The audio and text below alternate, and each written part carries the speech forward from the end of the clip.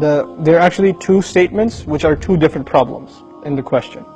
The first problem is, Bismillah wa salatu wa salam ala Rasulillah. The first problem is, I can't pray 5 times a day. I can't do it. Now, I don't believe you. Whoever said I can't do it, I don't believe you. You know why? Because I believe Allah. And now I didn't say I believe in Allah. I said I believe Allah. There's a difference, right? I believe in Allah means I believe Allah exists. I believe in Him. But when I say I believe Allah, it means I believe what He says. He says, subhanahu wa ta'ala, لا يكلف الله نفسا إلا وسعها. Allah does not burden anyone except unless they are able to carry that burden. This is what Allah said. Allah said He does not burden anyone with any responsibility unless they are capable of living up to that burden. This is what He said. You're saying you're not able to live up to a responsibility that Allah gave you. Isn't that true? You're saying I can't pray 5 times. It's too much. And Allah is saying yes you can. So I have a choice between believing you and believing Allah. And perhaps if you didn't realize this, maybe you're lying to yourself. Maybe you've convinced yourself because of your laziness, because of your lack of will, that you don't want to pray 5 times. Maybe you have to, I can't judge you. I don't know what the problem is. But the problem, maybe you're ashamed to pray in front of non-Muslims. People can take 15-minute cigarette breaks at work, right? They can take a break and just go hang out, do whatever. You can't pray 5 times a day. SubhanAllah. In this part of the world, where I used to, when I used to work in New York City, I would see Muslims praying all over the place. In the middle of 5th Avenue, on the curb, the guy is making salah because it's time.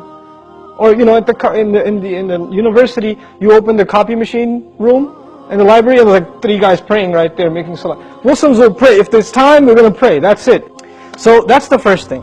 Allah said you can. If Allah gave this burden upon you, and He did in fact, then you can. Convince yourself of that. And rely on Allah, He'll make it easy for you.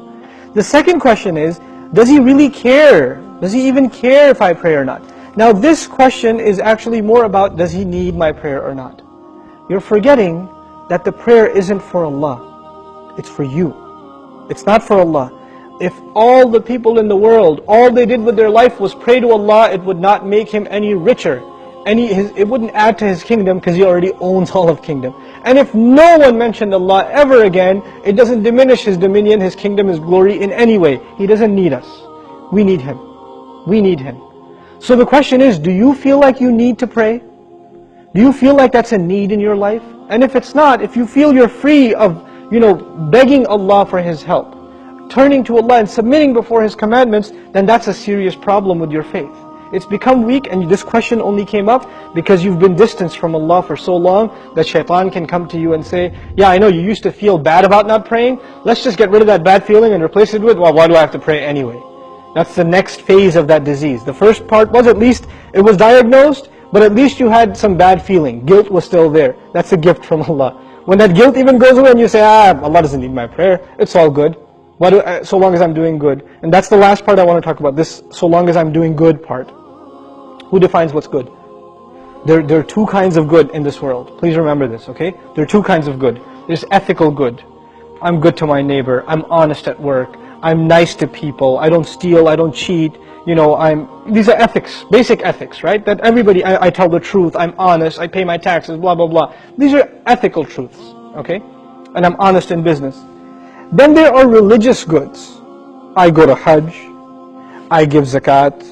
I pray 5 times a day. I fast in the month of Ramadan. These aren't ethical realities. These are religious goods. Good deeds that are religious and good deeds that are ethical, moral in nature.